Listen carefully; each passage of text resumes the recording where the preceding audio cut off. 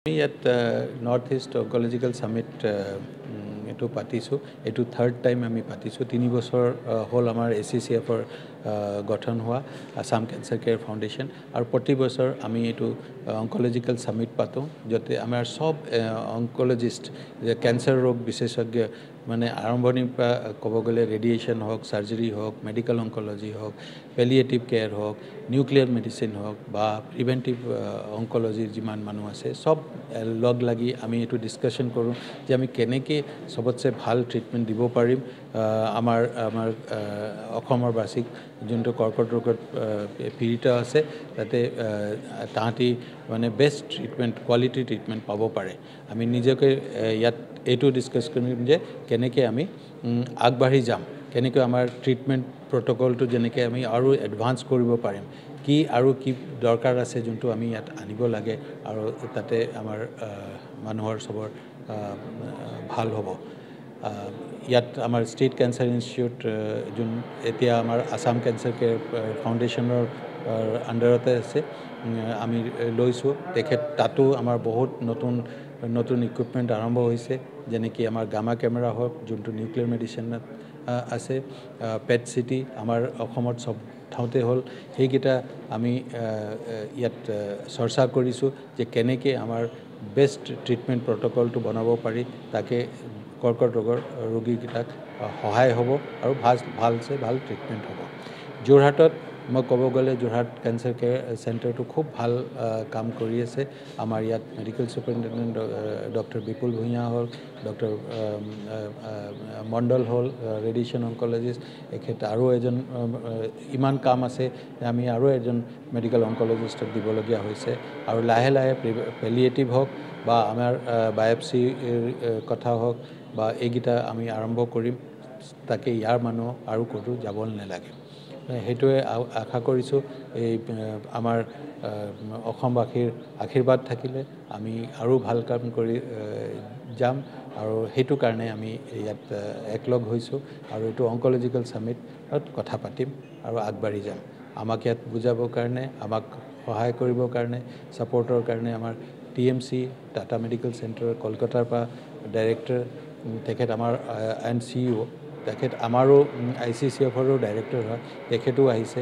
তেখেত আমাক জনালে যে কেনেকৈ আমি মুখৰ কেঞ্চাৰ হ'লে কেনেকৈ আমি চাৰ্জাৰীটো কৰিব পাৰোঁ, তাকে আমাৰ মুখৰ শ্বেপটো আৰু খোৱা দিগদাৰী নহয় পাছত, সেইটো কথা ক'লে। ৰিহেবিলিটেশ্যনৰ কথা জোৰ দিছে।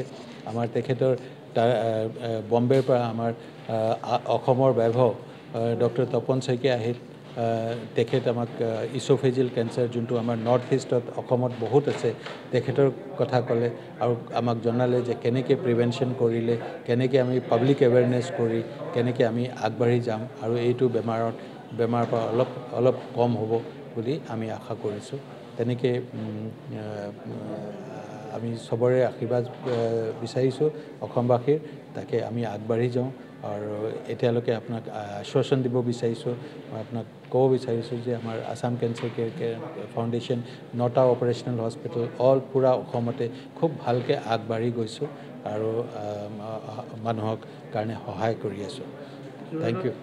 যোৰহাটত আৰু নতুনকৈ অংকলজিষ্ট আহিছে নেকি? আমাৰ দুজন ইয়াত ৰেডিয়েশ্যন অংকলজিষ্ট আছে, আৰু আমাৰ পেলিয়েটিভ কেয়াৰৰ এক্সপাৰ্টছ আছে।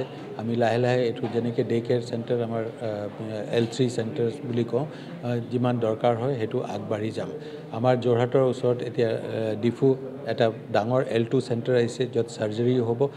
সেইটো অহাৰ পাছত আশা কৰিছোঁ যে এই বছৰৰ এণ্ডত আমি সেইটো কৰিব পাৰিম। গোলাঘাটতো আমাৰ এটা চেণ্টাৰ যোৰহাটৰ নিচিনাকৈ আহিছে। যেনেকৈ এইকেইটা চেণ্টাৰ অহাৰ পাছত আমাৰ পেচেণ্ট লোডটো ডিষ্ট্ৰিবিউট হৈ যাব, আৰু আমি তেতিয়া একচুৱেল ভাবিব পাৰোঁ যে কোনটো চেণ্টাৰত আমি কেনেকৈ আগবাঢ়ি যাম। নমস্কাৰ, মই ডক্টৰ বিপুল ভূঞা, মই যোৰহাট কেঞ্চাৰ চেণ্টাৰৰ মেডিকেল ছুপাৰিণ্টেণ্ডেণ্ট। আমাৰ আজি নৰ্থ ইষ্ট অংকলজি সামিট আমি আজি আৰম্ভ কৰিছোঁ। ইট ৱাজ অৰ্গেনাইজড বাই আছ।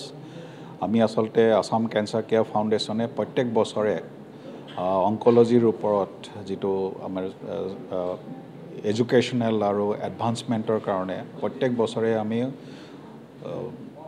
দেশৰ বিভিন্ন প্ৰান্তৰ পৰা যিবোৰৰ প্ৰত্যেক আমি ৰেডিয়েশ্যনৰ অংকলজিৰ লগত জড়িত থকা বেলেগ বেলেগ যিটো স্পেচিয়েলিটি আছে যেনে medical oncology surgical oncology radiation oncology palliative care চবৰে স্পেচিয়েলিষ্টক মাতো ৰিনাউন নেশ্যনেল ইণ্টাৰনেশ্যনেল ৰিনাউন মানুহক তেওঁলোকে আহি তেওঁলোকৰ ইয়াত হোৱাট ৰিচেণ্ট এডভান্সেছ কয় তেওঁলোকৰ পৰা এক্সপিৰিয়েঞ্চৰ কথা কয় তেওঁলোকৰ এক্সপিৰিয়েঞ্চৰ পৰা যাতে আমাৰ প্ৰত্যেকখন চেণ্টাৰে মানে ফলপ্ৰসূ হ'ব পাৰে তেওঁলোকে যাতে ল'ব পাৰে এডভান্সমেণ্টখিনি আমাৰো ইয়াত এতিয়া 9খন চেণ্টাৰৰ সকলো যিখিনি ফাংচনেল 9খন চেণ্টাৰ আছে সকলোৰে যিবোৰ ৰেডিয়েশ্যন অংকলজিষ্ট ছিনিয়ৰ অংকলজিষ্ট আছে চবেই আহি জইন কৰিছে চবেই নিজৰ নিজৰ চেণ্টাৰত কি কাম কৰিছে সেইখিনি কথা ডিছকাছ কৰিব বাকী নেশ্যনেল ইণ্টাৰনেশ্যনেলৰ ৰিপৰ্টে যিমানবোৰ ডাঙৰ মানুহ ছিনিয়ৰ মানুহ আহিছে তেওঁলোকৰ লগত ডিছকাশ্যন হ'ব চ' এইটো এটা ভাল এবাৰ আমি মানে ভাগ্যশালী যে আমি এটা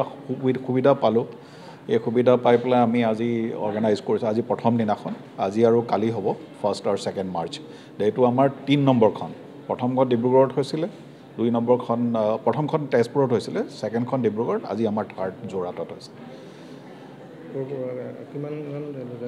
আমি আশা কৰিছোঁ যে ইয়াৰ আমাৰ লোকেল ডক্টৰখিনিও মাতিছিলোঁ আমি যিমানবোৰ লোকেল প্ৰাইভেট প্ৰেক্টিছ কৰে বা লোকেল মেডিকেল কলেজৰ তেওঁলোকৰ ষ্টুডেণ্টৰ পৰা কিছুমান পোষ্টাৰ কম্পিটিশ্যন এবষ্ট্ৰেক্ট কম্পিটিশ্যন এইবোৰো পতা হৈছে চ' আমি আশা কৰিছোঁ 150-200 ভিতৰত মানুহ হ'ব বুলি আশা কৰিছোঁ 2 দিন যিকোনো খবৰৰ বাবে যোগাযোগ কৰক 7099017330 লগতে 7099017110 নম্বৰত